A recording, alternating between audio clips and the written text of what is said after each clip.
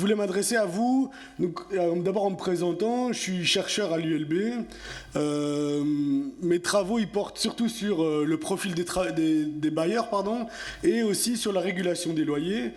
Ce travail que je mène sur la régulation des loyers, je l'amène pour le compte du gouvernement bruxellois. Et c'est une actualité qui est fort présente, fort actuelle.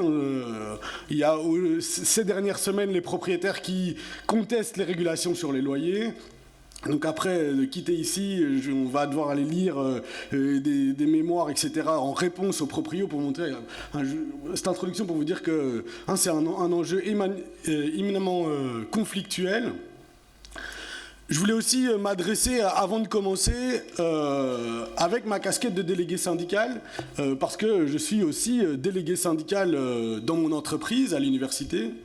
Et je siège en délégation syndicale, en CPPT, en côté entreprise.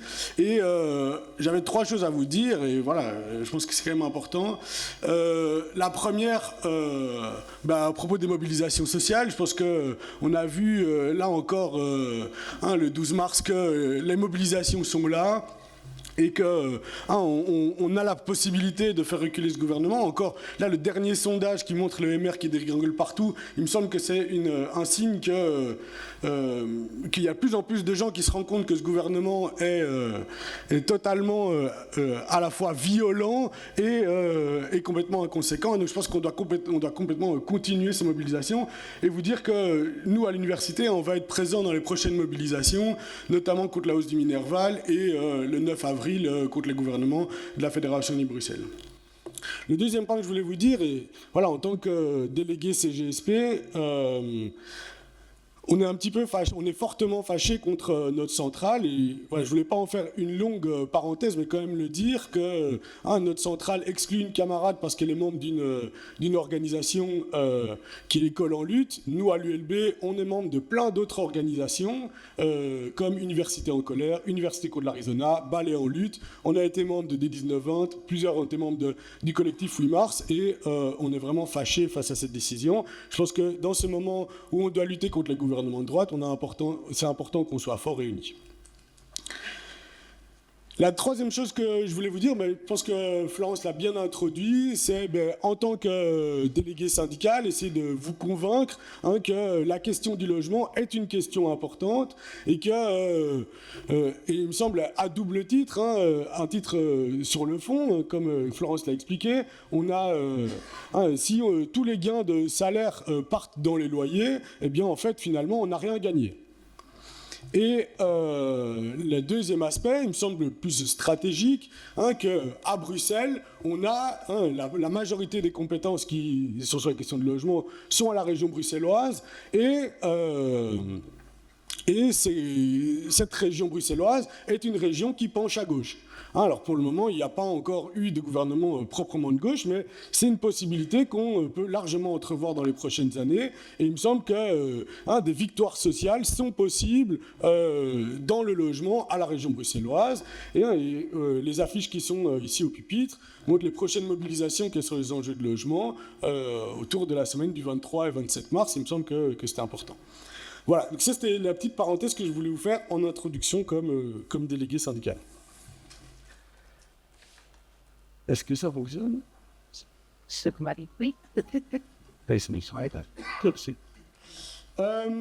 Pour la présentation d'aujourd'hui, j'essaie de la structurer autour de 4 grandes questions. Une première introduction autour le problème des loyers chers à Bruxelles. La deuxième question autour de qui perçoit la rente locative. On peut s'intéresser à qui sont les bailleurs à Bruxelles. Une troisième question, peut-être un petit peu plus provocante. Est-ce que les bailleurs sont-ils des parasites? Et puis une quatrième question, plus opérationnelle, comment réguler le marché locatif? Qu'est-ce qui, un petit peu ces questions d'actualité, notamment celles que j'ai évoquées en introduction. Bien, à Bruxelles, on a 60% de locataires. C'est les proportions inverses par rapport au pays. En Belgique, on a 40% de locataires. À Bruxelles, c'est 60%. Et il n'y a que 7% de logements sociaux à Bruxelles. Ce qui contraint les ménages à aller trouver un logement sur le marché locatif privé. Un marché locatif où on a vu, en gros, depuis 1986, en tout cas, c'était très clair jusque 2020, une augmentation d'environ 20% des loyers tous les 10 ans. Et ça, au-delà de l'indice santé, donc l'indice qui est utilisé pour indexer les salaires et qui est aussi utilisé pour limiter l'augmentation des loyers à l'intérieur d'un bail. Et ces loyers pèsent lourd. Si on prend l'enquête Silk, on voit que pour les 25% les plus pauvres, les loyers représentent en moyenne 45% de leur budget. Ces problèmes de loyers chers ont des impacts sociaux importants. Et alors, j'ai cité ici 3 éléments, la question de la suroccupation, la question de la sortie de Bruxelles, et puis la question des expulsions. Si on regarde la suroccupation, un collègue, Joël Giresse, a montré qu'à Bruxelles, il y avait 20% des ménages qui étaient en situation de suroccupation. Alors, une situation de suroccupation, on la mesure généralement en comparant le nombre de pièces que le ménage possède à sa composition de ménage, en se disant, eh bien, un couple, on va les mettre dans une même chambre, et puis des enfants, s'ils sont jeunes, on peut les mettre dans une même chambre. On établit comme ça des références, et on compare la référence à l'occupation effective. À Bruxelles, on a 20% de ménages qui sont en situation de suroccupation, contre 3 à 5% dans les autres grandes villes du pays. Ensuite, si on regarde ces taux d'occupation, au regard de la capacité à finir facilement ou difficilement les fins de mois, donc en gros, on a ici les plus pauvres, ici les plus riches, eh bien, on a 45% et 47% sur la première ligne en rouge de ménages qui sont en situation de suroccupation pour les ménages qui ont très difficile à finir leur fin de mois, alors que ils ne sont que 4% parmi ceux qui ont très facilement à finir leur fin de mois. Et si on regarde le problème de sous-occupation, donc des ménages qui sont dans des logements trop grands, eh bien, on observe que pour les ménages les plus aisés, on a 70% des ménages qui sont en situation de sous-occupation de leur ménage. De leur logement, par là. Deuxième aspect, c'est la question des ménages qui quittent Bruxelles. Alors, je ne sais pas si vous avez suivi l'actualité régionale, la formation du gouvernement et les dispositions budgétaires qui ont été avancées, parmi lesquelles il y a des cadeaux fiscaux aux propriétaires occupants, et les justifications qui ont été présentées, c'est notamment celle-ci, garder les Bruxellois, voire en attirer des nouveaux. En fait, ces objectifs de maintenir les classes moyennes à Bruxelles sont des vieux objectifs. Depuis la création de la région bruxelloise, on dit qu'il faut maintenir les classes moyennes à Bruxelles. En fait, globalement, ça ne marche pas. Globalement, tout ce qui a été fait pour maintenir les classes moyennes à Bruxelles n'a jamais retenu les classes moyennes à Bruxelles. En fait, si on regarde qui part, alors, effectivement, c'est la courbe noire. Vous voyez qu'au plus les déciles sont élevés, au plus on voit des ménages qui quittent Bruxelles. Mais en fait, parmi ceux qui quittent Bruxelles, il y en a beaucoup qui sont des jeunes, qui ont grandi en périphérie, qui sont venus à Bruxelles pour leur jeune âge adulte, et puis qui requittent Bruxelles au moment d'avoir des enfants, ou au moment d'avoir un deuxième enfant, souvent. Et donc, si on tient compte qu'on enlève, en fait, les jeunes qui ont un parent qui vient de la périphérie, en fait, il y a autant de riches que de pauvres qui quittent Bruxelles. Et en fait, ceux qui partent seraient de toute façon partis, et ceux qui restent seraient de toute façon restés. Et donc, on fait des cadeaux à des ménages pour un objectif qui, en fait, est complètement vain. Et Sarah, qui est dans la salle, l'a montré aussi dans ses travaux, il y a beaucoup de ménages populaires qui quittent Bruxelles. En fait, il y a plus de ménages qui quittent Bruxelles en restant ou en devenant locataires. Et ils partent où? Eh bien, ils partent vers la périphérie proche, en particulier vers le nord et la vallée de Alost, ou des villes comme Charleroi, qui sont aussi des villes qui accueillent des ménages plus pauvres qui quittent Bruxelles. Et puis il y a le troisième aspect, c'est l'aspect expulsion, c'est probablement l'aspect le plus violent, mais qui en fait est aussi utile comme une épée de Damoclès qui repose au-dessus des têtes de tout le monde. Il y a environ 11 expulsions par jour qui sont décrétées par des juges de paix. Alors c'est bien des expulsions formelles dans un cadre de la justice de paix. Alors qu'il y a toute une série d'expulsions qui en fait ont aussi lieu, mais sans passer par la justice de paix. Et 86% de ces expulsions sont liées à des arriérés de loyer.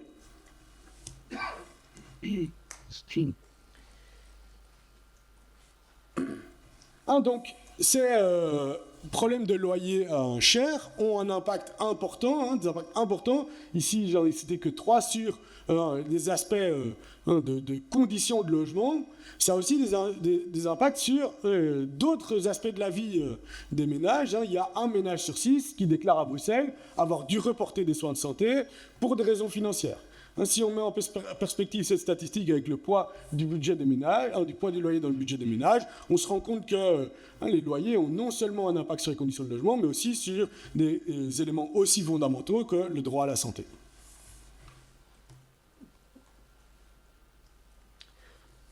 Voilà, ça c'était pour mon premier point sur le problème des loyers à Bruxelles. Je suis désolé, c'est un petit peu petit. Alors ici, mon deuxième point, c'est qui en fait reçoit ces loyers. Il y a en gros 2 idées reçues, plutôt une à gauche, plutôt une à droite. La première, c'est les propriétaires ont absolument besoin des loyers pour s'en sortir. C'est ce que le syndicat des propriétaires répète régulièrement. Le deuxième, ce serait qu'on a des entreprises importantes qui achètent beaucoup de logements pour les mettre en location. En gros, mes résultats sont plutôt qu'on a des petits propriétaires, plutôt personnes physiques, donc plutôt des individus que des entreprises, plutôt aisés. Une partie importante d'entre eux habitent en dehors de la région bruxelloise. Et la structure de la propriété, ça c'est peut-être un peu plus anecdotique, je pense que je vais passer cette partie-là, est aussi un petit peu liée à la division sociale de l'espace bruxellois. Et on a une surreprésentation des individus entre 45 et 70 ans, donc c'est-à-dire des ménages, pour une grande partie d'entre eux, qui ont un travail, et donc pour qui le loyer apparaît non pas comme un revenu de remplacement, mais plutôt comme un revenu complémentaire. Les données que je vais vous présenter ici, les résultats que je vais vous présenter ici sont sur base de données 2015. Alors on pourrait dire que c'est des données qui pourraient être un petit peu anciennes, maintenant ça fait une dizaine d'années. J'avais comparé avec les données de 2011 et il y avait eu très peu de changements. En fait, c'est quand même des structures qui sont quand même très lentes à bouger. On a environ 2,5% du stock qui est vendu et acheté chaque année, mais une part importante va vers des propriétaires occupants. Donc, ce n'est pas de tendance à modifier cette structure. D'abord, si on regarde le statut juridique des propriétaires, qui sont, d'un point de vue de leur statut, on observe que 70% environ des logements loués appartiennent à des personnes physiques, donc des individus. Tandis qu'une dizaine de pourcents appartient à des sociétés de logements sociaux. Alors je dis 10 alors que tout à l'heure j'avais dit 7. C'est parce qu'ici j'ai divisé par le nombre de logements loués. Alors qu'il y a environ 7% du stock total de logements qui appartiennent à des sociétés de logements sociaux. Et il y a environ une dizaine de pourcents aussi qui appartiennent à des entreprises. Si on regarde le patrimoine de ces entreprises, ici vous avez un graphique qui montre en gros la taille du patrimoine et le pourcentage de logements loués, on se rend compte qu'il y a beaucoup d'entreprises qui possèdent pas beaucoup de logements. Il y a beaucoup de logements qui sont possédés par des entreprises qui n'en possèdent pas beaucoup. Si on regarde les grandes entreprises, celles qui en possèdent plus de 20, eh bien, en 2015, elles représentaient 3% du stock et plus de 50, elles représentaient 1,2% du stock. La plus grande entreprise en 2015, c'était Hominvest, elle en possédait 700, aujourd'hui elle doit en posséder aux alentours de 1500. C'est quand même beaucoup moins des exemples qui sont parfois utilisés, comme ceux de Berlin, où il y a 115 000 logements qui appartiennent à la Deutsche Wohnen, ou 40 000 à Vonovia, et en fait qui a suivi une toute autre trajectoire historique, en fait qui est le produit d'une privatisation de logements publics après la fin de la période soviétique. Et donc, si on regarde les individus, les personnes physiques, là aussi, on a plutôt une propriété qui est relativement peu concentrée. Évidemment, tout est relatif. C'est-à-dire que si on prend les propriétaires qui en louent de 1 à 3, ils représentent 60% du parc de logements loués par des personnes physiques. Si on va de 1 à 5, on est à 75%. Et donc, ça vient aussi quand même, ça peut avoir un impact sur les politiques publiques. En Espagne, il y a un moment, ils avaient proposé de réguler les loyers des propriétaires qui possèdent plus de 10 logements. Si on fait ça à Bruxelles, eh bien, on touche environ 18% des logements loués. Néanmoins, les bailleurs sont une minorité des ménages, donc on a environ 10 à 15% des ménages bruxellois qui sont bailleurs, donc ils sont entre guillemets petits, mais ils sont quand même malgré tout une minorité, même s'ils sont nombreux, ils sont une minorité. Et ça permet d'affiner la statistique que je vous avais présentée en entrée, qui était 60% de locataires, 40% de propriétaires occupants. Eh bien, parmi les propriétaires, il y en a 25 à 30% qui sont uniquement propriétaires occupants, donc propriétaires de leur propre logement.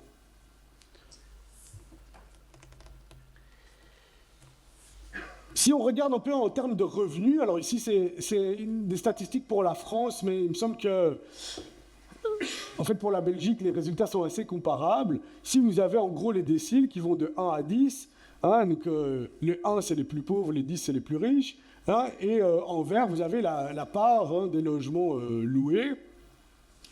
En gros, il y a une surreprésentation parmi les 3 premiers déciles, c'est-à-dire que parmi les 3 derniers déciles, donc les 30% dans les 30% les plus riches, il y a plus de logements possédés qu'attendus. Si on était dans un monde équitable, tout le monde devrait être à 10%, puisque ce sont des tranches de 10%. Si on est au-dessus de 10%, c'est qu'on a une surreprésentation.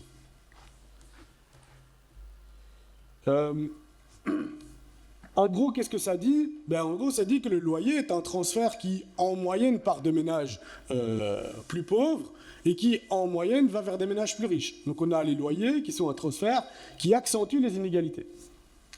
Alors j'avais fait le travail d'essayer de... Oui, mais si on prend ceux qui sont dans les 3 premiers déciles, qui ne possèdent qu'un logement, donc les propriétaires les plus pauvres, si on veut, bon, eh bien, eux, ils représentent moins de 5% des logements loués.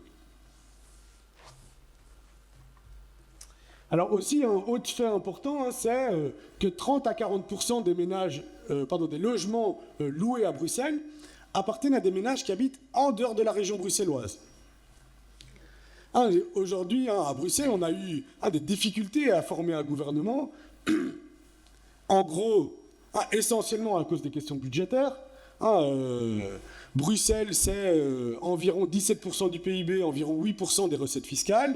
En fait, il y a une partie des recettes fiscales qui sont payées en dehors de la région bruxelloise. Il y a aussi une autre chose qui part de la région, avec transfert qui va dans ce même sens, qui sont les loyers. La rente locative quitte Bruxelles pour aller alimenter des ménages qui, en gros, habitent en dehors de la région. Si je vais passer... mais donc, en gros, on a des propriétaires qui sont plutôt des petits propriétaires personnes physiques, néanmoins plutôt aisés, une part importante habitent en dehors de la région bruxelloise. J'en viens avec mon 3e point, avec cette question provocante autour de l'insulte, si on veut, de parasite formée. En fait... c'est une idée qui était présente déjà chez David Ricardo. David Ricardo, c'est le grand, il est connu pour ses travaux sur le commerce international.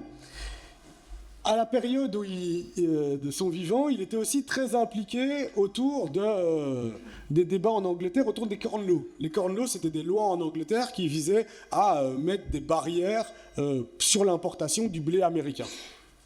En gros, il y a au sein de la bourgeoisie une grosse tension entre 2 camps. D'un côté, la vieille aristocratie qui défend des prix du blé élevés, puisque ses revenus dépendent de la production agricole. Et d'un autre côté, il y a la nouvelle élite bourgeoise qui défend l'importation de blé pour essayer d'avoir des salaires plus bas, parce que si on paye moins cher la nourriture, on peut payer moins cher ses travailleurs. Et donc aussi faire des profits supplémentaires. Et donc les 2 grandes figures, c'est d'un côté Malthus, du côté des propriétaires, et Ricardo. Et Ricardo, alors que Malthus lui dit que la rente est un don gratuit de la nature, un bienfait de la providence, donc il en met un caractère carrément mystique autour de la rente. Pour lui, David Ricardo, le seul travail qui compte, il n'y a que le travail qui compte, il n'y a que le travail qui crée la valeur. On peut imaginer des différences de fertilité entre les sols, mais en gros, la rente, pour lui, c'est un travail obtenu sans... c'est un revenu obtenu sans travail, sans risque et sans l'esprit d'entreprise. Et donc, en gros, pour lui, il y a cette notion de parasite qui s'approprie quelque chose sans avoir rien fait. Alors, Karl Marx a évidemment repris ces éléments-là. Il reprend la théorie de la valeur travail, c'est-à-dire que c'est le travail qui crée la valeur. C'est une des choses qu'il reconnaît à David Ricardo. Alors, bien sûr, il le critique parce que son objectif, c'est d'analyser l'exploitation, donc en fait l'appropriation du travail. Et donc, ce que je me propose ici, c'est un petit peu un résumé du Capital. Qu'est-ce qu'il y a chez Marx, en gros, dans le tome 1, il analyse à l'échelle d'une entreprise. En gros, il y a deux figures. Il y a le travailleur et il y a le capitaliste. Le travailleur, c'est lui qui crée la valeur. Cette valeur, elle est partagée. Une partie part pour l'usure des machines, une partie pour le salaire, et une partie est volée par le capitaliste. C'est ce qu'on appelle la survaleur, ou parfois la plus-value. Et donc, en gros, les capitalistes, ils ont deux choix, soit exploiter toujours plus les travailleurs, ce qui va mener à plus de misère. En gros, c'est ce qu'on appelle la survaleur absolue. En gros, c'est ce que le gouvernement aujourd'hui fait quand il augmente les durées de travail. C'est ça qu'il fait quand il fait travailler le soir en payant moins. C'est ça qu'il fait quand il augmente aux enseignants le nombre d'heures sans les payer plus, etc. La deuxième option, c'était investir pour accumuler plus. En gros, ça, c'est ce qui se faisait surtout dans les années 70, quand on avait des gains de productivité qui étaient en gros répartis. Bon, en gros, c'était ça dans le tome 1. Dans le tome 2, en gros, il analyse à l'échelle de toute la société, il essaye de voir comment il peut y avoir des décalages entre les cycles. En gros, c'est ça dans le tome 2. Et dans le tome 3, ce qui nous intéresse aujourd'hui, c'est qu'il a introduit deux nouveaux acteurs.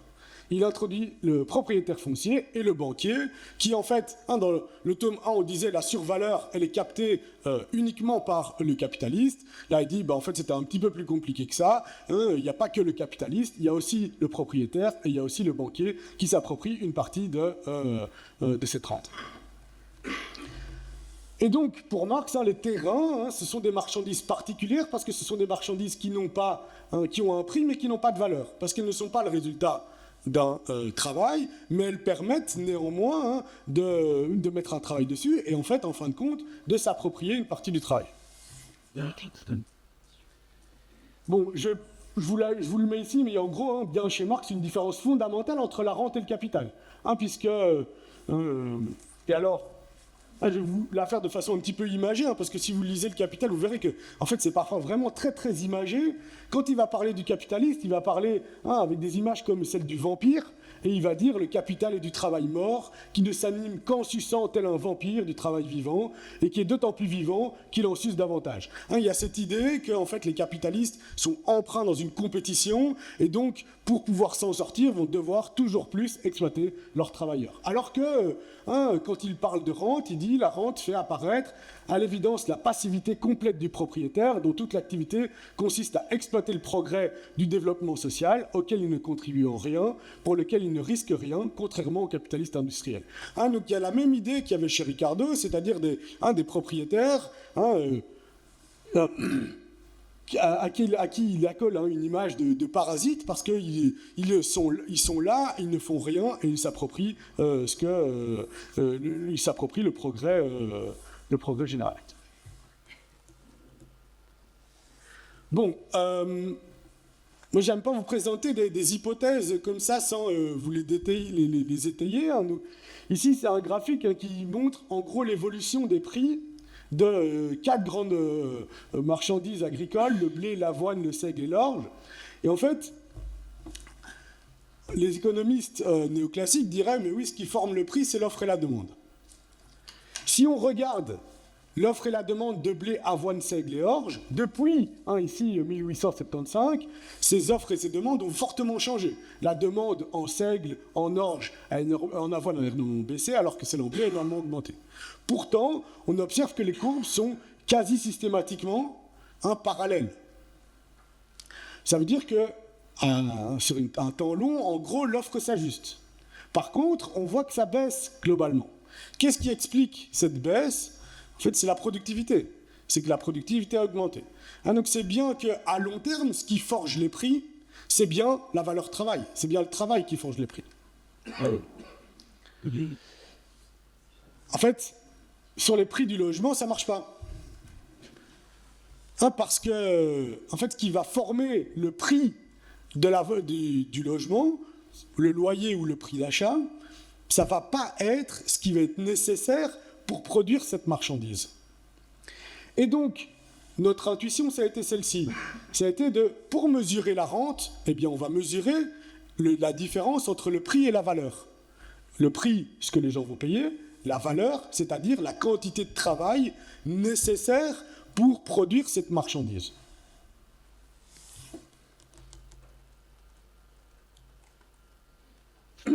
Et donc, une collègue qui a été interrogée des propriétaires et qui leur a demandé « Mais combien ça vous coûte, à vous propriétaires, d'entretenir votre logement ?» Alors l'échantillon est petit, il mériterait d'être agrandi, mais en gros, elle leur a demandé sur l'année écoulée, c'était combien, sur les 5 dernières années ou sur les 15 dernières années, et vous avez là, en gros, leurs frais divisés par les loyers qu'ils ont dû payer. Pardon, les frais qu'ils ont dû payer divisés par les loyers qu'ils reçoivent. Et ce qu'on observe, c'est qu'en gros, c'est globalement moins de 10% qui est nécessaire pour entretenir son logement. Et quand on dit entretenir son logement, c'est tout l'entretien. C'est évidemment les choses peinture, chaudière, salle de bain, etc. Mais aussi les choses plus grosses comme la toiture, etc., etc. Et donc, nous, on arrive à plutôt 10%, alors que dans la fiscalité, on prévoit, en gros, quand on fait le calcul du revenu cadastral, on prévoit qu'il y a 40% du loyer qui sert à entretien des logements. On a été voir dans la littérature, on était quand même un petit peu étonnés d'avoir ces chiffres-là. Dans la littérature, on avait plutôt des valeurs autour de 20%. Ça n'empêche que... dans tous les cas, si on fait l'un ou l'autre, on a une rente en termes de pourcentage du loyer qui avoisine les 50 à 60%. Ici, j'ai pris comme fiscalité environ 25%, puisque si on prend IPP et précompte immobilier, si on fait des moyennes, alors c'est évidemment des moyennes, parce que en fait, il y a des gens qui payent des choses très très différentes. Petite anecdote comme ceci, mais peut-être un des chantiers que la région bruxelloise pourrait mener, c'est de mettre à jour la base sur laquelle sont taxés les logements. C'est le précompte immobilier. Il n'a plus été mis à jour depuis 1975, alors que en fait, les choses ont fortement évolué. Et parmi les critères, alors moi je me suis basé sur les données de 2015, parmi les critères, il y a la présence d'une salle de bain. À Bruxelles, il y a 100 000 logements qui, selon le cadastre, n'ont pas de salle de bain. Donc, c'est évidemment absurde. Il y a évidemment la plupart des logements ont une salle de bain. Et donc, mais ça n'empêche, sur base de cette donnée-là, que sont calculées la base fiscale. Et donc, en fait, les gens vont payer des choses très très différentes pour des logements comparables.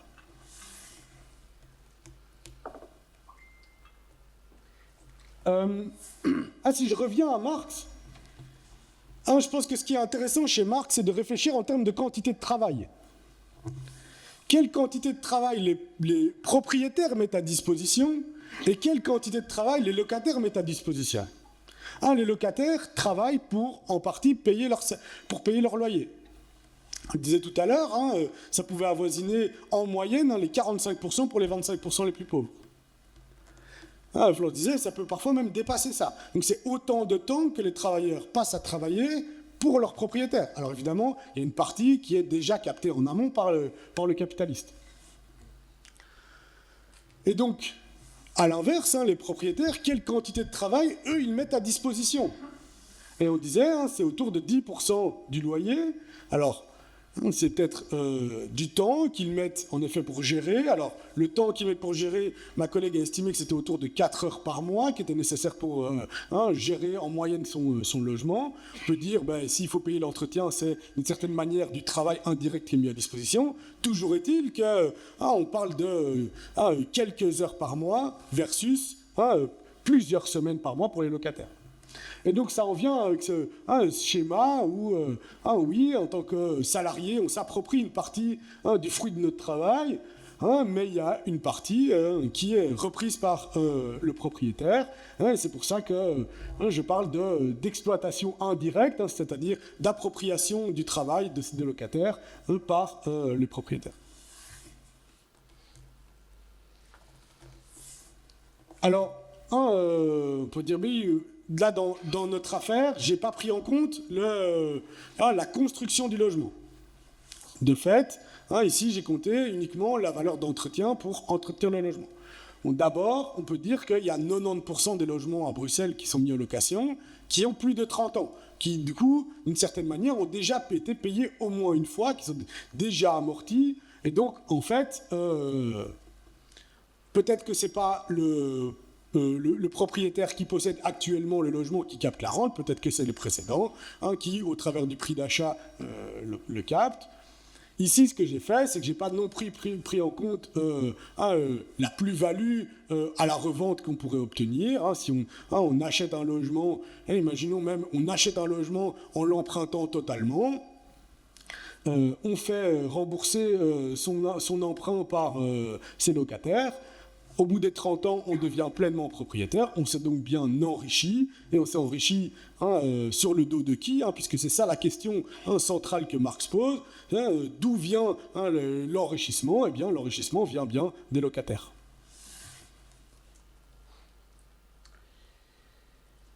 J'en arrive à mon quatrième et dernier point, qui est la régulation sur les marchés locatifs. Et j'imagine qu'on va aussi quand même plus en discuter pendant la discussion ici, là, pendant la matinée.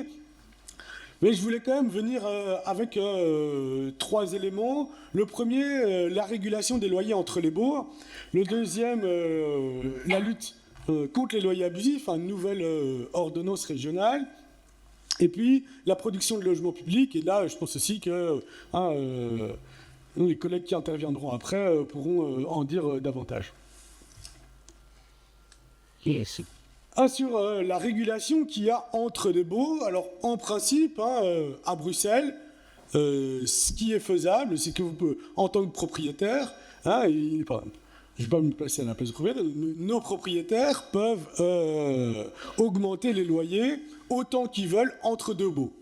Néanmoins, à l'intérieur d'un bail, ils sont contraints de ne pas augmenter plus que l'indice santé. Ce type de régulation, c'est ce qui se rapporte plutôt aux régulations type 3e génération, c'est-à-dire contrôler à l'intérieur du bail, mais bien libre entre les baux. En fait, ce qu'on observe, c'est que les augmentations des loyers ont surtout lieu entre les baux. Néanmoins, à Bruxelles, il y a quand même une petite subtilité, c'est que, en principe, pour des baux de courte durée, des baux de 3 ans, c'est interdit d'augmenter les loyers même entre les baux. Ça se rapporte plutôt au principe de 2e génération, c'est-à-dire que même entre les baux, on interdit d'augmenter les loyers, sauf si, et on prévoit généralement, il y a eu des grosses rénovations, etc.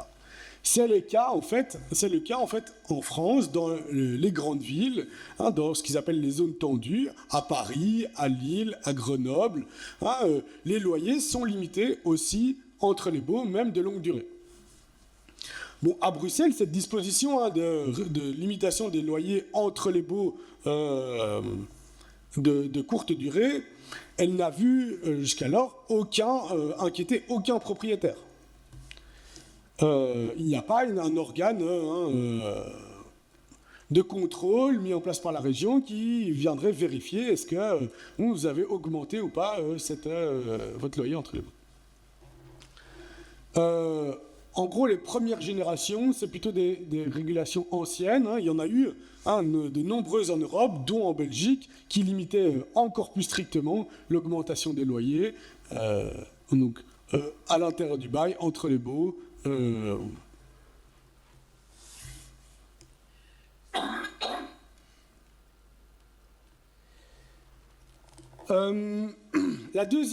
deuxième mécanisme, c'est la lutte contre les loyers abusifs. C'est un nouveau système qui a été mis en place, en gros en mimétisme de ce qui se faisait en France. Et donc c'est sur quoi justement on est très actif pour le moment avec les contestations des représentants des propriétaires. Le principe, c'est que si vous avez un loyer qui dépasse 20% du loyer de référence, le loyer de référence que vous obtenez en introduisant les caractéristiques de votre logement, eh bien vous pouvez saisir une commission paritaire locative. En gros, ce loyer de référence, c'est censé être une photo du marché. Et c'est notamment là-dessus qu'il y a beaucoup de critiques des propriétaires, puisqu'ils disent que, en gros, on n'utilise pas les bonnes données. Et en fait, et quelles données, eux, ils utilisent pour dire que nous, on n'utilise pas les bonnes données? En fait, ici, vous avez les sources des loyers à Bruxelles. Ici, ils en présentent 5. Il y a celle tout en haut, c'est les données d'annonces immobilières sur les sites du type ImoWeb. Sur ce genre de site, il y a 70% des annonces qui sont déposées par des agences immobilières. Celle juste en dessous, Fédéria en jaune, c'est la Fédération des agences immobilières, qui ont aussi des valeurs très élevées. Un petit peu en dessous, et quand même de façon importante, c'est quand même de l'ordre de 200 € plus bas, il y a les baux enregistrés par Minfin. Je me suis trompé, c'est pas Stadbel, c'est Minfin. Et puis nous, en bleu, c'est les données que nous on a utilisées, qui sont les données de l'Observatoire régional des loyers, et qui sont eux-mêmes en fait supérieurs à la source qui, d'après nous, est la plus fiable, qui est l'enquête SIL, qui est une enquête menée par Stadbel, qui est une enquête qui suit des standards européens. Et d'ailleurs, il y a des collègues en Wallonie qui ont aussi fait un observatoire wallon des loyers. Ils montrent que leur loyer est, lui, encore plus proche de celui de Silk. Donc, ce qui vient à la fois conforter leur enquête et celle de Silk, puisqu'elles sont menées de façon indépendante. Comment est-ce qu'on peut expliquer de telles différences? D'une part, vous aviez vu dans les intitulés que ce ne sont pas les mêmes types de loyers. Que sur les sites d'annonces, ce sont des loyers demandés. En fait, les propriétaires peuvent demander des loyers élevés, puis petit à petit les descendre jusqu'à ce qu'ils trouvent preneurs. Les agences immobilières, ce sont des nouveaux loyers contractés. La Banque des Baux aussi, ce sont des nouveaux loyers contractés. Alors que l'Observatoire des loyers ici, en fait, on va interroger des locataires. Donc on va tomber sur des locataires qui ont parfois signé un bail il y a plusieurs années. Donc en fait, ce ne sont pas les mêmes types de loyers. Ensuite, si on regarde la géographie, ici c'est la géographie des annonces ImoWeb, sur les sites d'annonces, en fait on voit qu'il y a 3 fois plus d'annonces dans les quartiers riches que dans les quartiers pauvres, même à même densité. Et donc forcément, si on n'interroge que des logements dans les quartiers riches, c'est pas étonnant que les valeurs vont être beaucoup plus élevées. Et donc c'est sur cette base-là que les propriétaires attaquent la grille des loyers en disant vous êtes beaucoup trop bas, etc. Alors, nous, dès le 1, c'est nous qui avons fait cette grille des loyers, mais dès le départ, on était critique de cet outil. Nos 2 principales critiques, c'était que la référence qui est utilisée, elle était quand même vachement élevée, c'est le marché. Alors, quoi qu'en disent les propriétaires, d'après nous, c'est quand même vachement élevé d'utiliser les valeurs de marché pour réguler le loyer et réguler les loyers. Donc en fait, ce n'est que ceux qui dépassent de trop le loyer qui peuvent espérer avoir une baisse de leur loyer. Le deuxième problème, c'est que l'initiative de la contestation est laissée aux locataires. De ça, on le disait depuis le début, dans un marché tendu, mais en fait, qui a envie de rentrer en conflit avec son propriétaire, sachant que, il peut ne pas renouveler le bail, il peut vous embêter sur d'autres choses, etc. Et donc, jusqu'à présent, il y a eu, sur environ un an, il n'y a eu que 124 demandes introduites, et mon carré s'est introduite. Même s'il n'y en a pas beaucoup, ça méritait quand même un S. Et il y a que 15% des cas qui sont, en fin de compte, en faveur du locataire. Donc dans 85% des cas, la commission paritaire locative qui a été saisie, alors que le loyer est au-dessus de 20% de la référence, eh bien, n'arrive pas à statuer sur une décision en faveur du locataire, essentiellement parce que les propriétaires peuvent mobiliser des arguments, des éléments qui ne sont pas dans la grille, et en plus de ça, il faut qu'il y ait un consensus au sein de cette commission paritaire.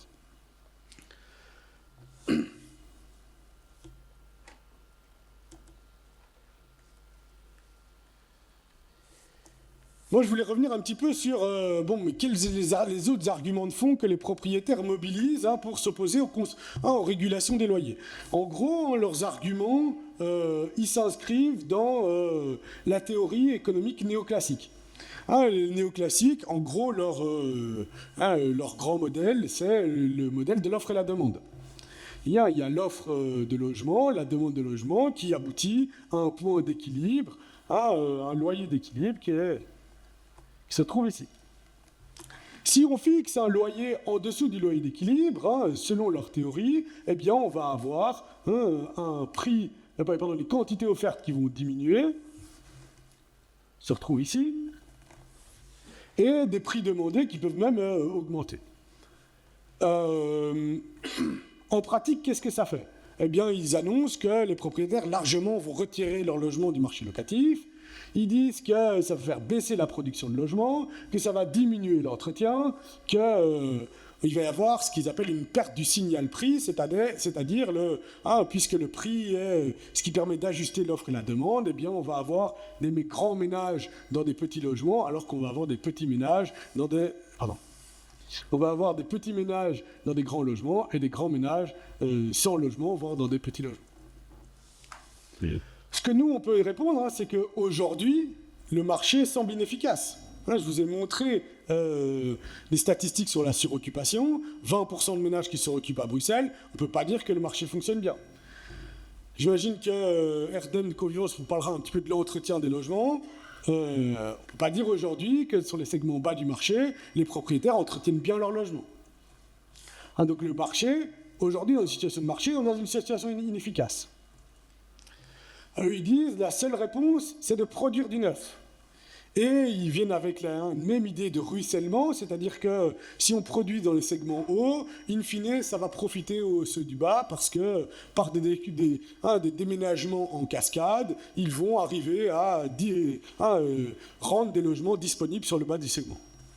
Ou que les logements vont se dégrader et qu'en fin de compte, ils vont être disponibles aussi pour le bas du segment. Bon, évidemment...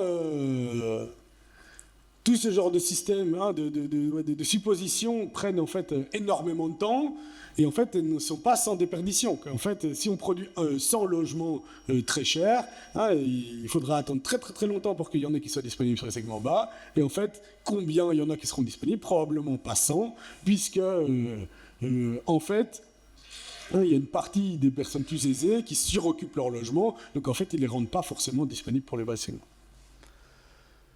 Et donc, même les auteurs, il y a une étude qui est régulièrement citée au Parlement, qui a été régulièrement plusieurs fois citée au Parlement bruxellois, qui est régulièrement citée par les représentants des bailleurs, d'une étude à Helsinki qui fait ses analyses de déménagement en cascade. Même eux, ils disent qu'en fait, il est plus efficace de produire du logement qui est directement à destination des ménages les plus aisés, les plus pauvres, pardon. Donc, si on veut des ménages pour les ménages les plus pauvres, eh bien, il n'y a qu'à construire des ménages pour les ménages les plus pauvres. Ça semble un petit peu trivial, mais même les auteurs qui travaillent sur ces questions de déménagement en chaîne le soutiennent. Et puis, autre chose qu'on dit, c'est qu'en fait, il faut une réponse publique. Les effets pervers qui sont annoncés ici, baisse de l'entretien, baisse de la production. Alors, d'une part, on voit que le marché ne permet pas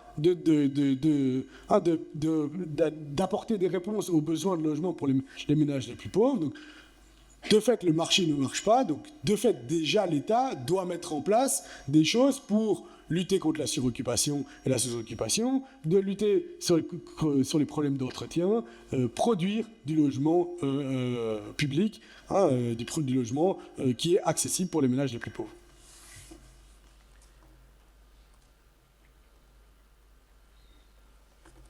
Et donc j'en viens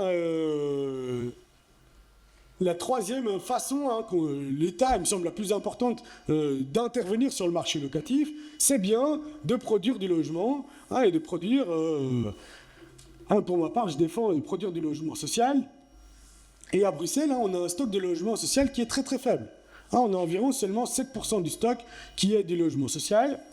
Et c'est beaucoup moins que des villes, alors on cite souvent Vienne où on est à 40%, mais même des villes beaucoup plus proches comme Paris. À Paris, intramuros, il y a eu 23% de logements sociaux. On a des arrondissements, on a 3 arrondissements de Paris, donc, qui sont l'équivalent de communes, avec des valeurs au-dessus de 40%. Donc, quand... à Boisfort, par exemple, parce que je connais cette commune où il y a 17% de logements sociaux, certaines personnes crient au communisme, et bien à Paris, on est à 40%, donc on a des proportions qui sont plus de 2 fois supérieures. Qu'est-ce qui fait ça? Comment est-ce qu'on explique ces différences? Comment est-ce qu'on explique des différences qu'à Bruxelles, on a des valeurs très faibles, et que dans d'autres villes, on puisse avoir des valeurs très, très élevées? Il me semble que c'est l'histoire du compromis social en Belgique. On a un compromis, en gros, où il y a eu énormément d'attention, et ça se remarque encore dans le gouvernement régional aujourd'hui, pour les propriétaires, pour l'accès à la propriété. Et il me semble que, je ne pense pas me tromper, si je fais un détour par les piliers syndicaux, où en gros, le pilier socialiste a d'une certaine manière un peu délaissé la question du logement, et que le pilier chrétien était plutôt défenseur de l'accès à la propriété. Et que dans le compromis, en gros, l'accès à la propriété a été vachement soutenu en Belgique. Et donc, on a un système en Belgique où on a un système qu'on appelle résiduel, c'est-à-dire qu'on a un logement social qui a des valeurs plutôt faible, qui est plutôt maintenant pour les très très pauvres, alors qu'on a des systèmes comme en France où quand on a des taux aussi importants, en fait ce n'est pas que pour les plus pauvres, ce qui permet en fait d'avoir des loyers qui rentrent et d'avoir un système qui s'alimente, etc. Je termine peut-être avec une petite chose, puisque là cette semaine on va faire une balade aux Dames Blanches, présenter, je pense que la question du logement social sera plus largement abordée, mais ici, des contestations qui ont eu lieu contre les projets de logements sociaux. En gros, en vert, c'est quand il n'y a pas eu de contestation, et en rouge, c'est quand il y a eu contestation, et la taille du cercle, c'est le nombre de logements qui étaient prévus. Et en gros, ce qu'on observe, c'est une géographie très claire où les contestations sont essentiellement, quasi même exclusivement en seconde couronne, et surtout en seconde couronne est, donc dans les quartiers les plus riches de la région. Et donc, je voulais revenir sur les Dames Blanches, un site à Woluwe-Saint-Pierre où, sous la ministre socialiste, on avait 1000 logements qui étaient prévus, et puis ça n'a fait que rapetissir pour finalement arriver à 600, puis 400, puis finalement 200, qui a été acté sur la dernière législature, avec même finalement des logements acquisitifs qui sont mis dessus. Et c'est le produit de contestation. Ici, vous avez un post Facebook d'Alexia Bertrand avec tous ses collègues de l'Open-MR qui se tiennent contre la construction de logements sur les Dames Blanches.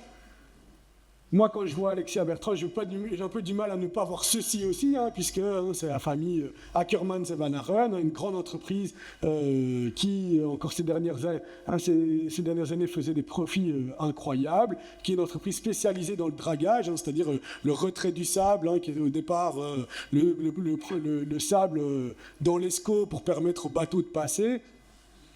Et qui, en fait, si on sait enlever du sable, eh bien, on sait aussi faire des fondations. Et donc, ça les a amenés à aussi être actifs dans la promotion immobilière. C'est eux qui sont très actifs, notamment sur Tour et Taxi, où il y a plusieurs milliers de logements qui sont prévus.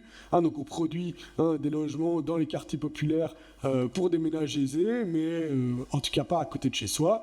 Et puis, aussi pour actifs dans des villes des pays comme ici à Abu Dhabi pour faire des îles artificielles. Bon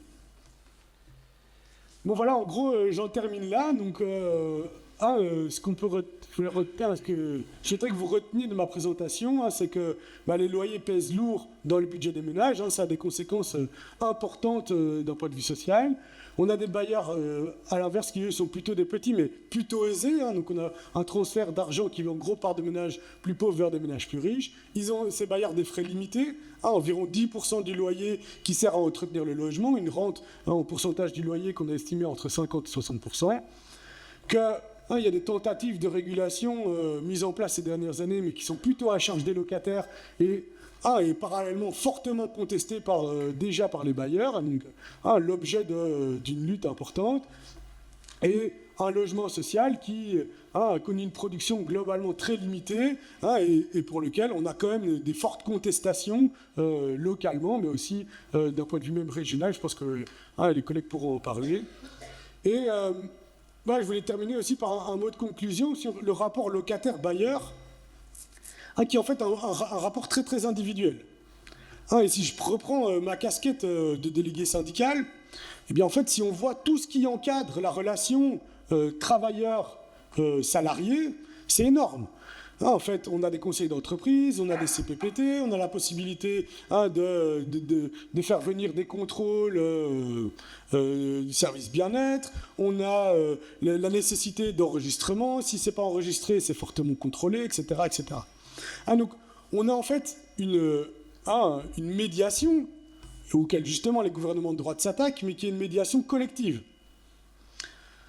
Et en fait, dans le logement, c'est une relation qui est extrêmement individualisée. Et en fait, ça explique aussi pourquoi tout ce que le mouvement ouvrier a pu gagner sur les questions de travail, en fait, sont beaucoup moins évidentes sur les questions logement. Mais, comme je vous disais en introduction, je pense que c'est un terrain que le syndicat doit continuer à investir. Je vous remercie.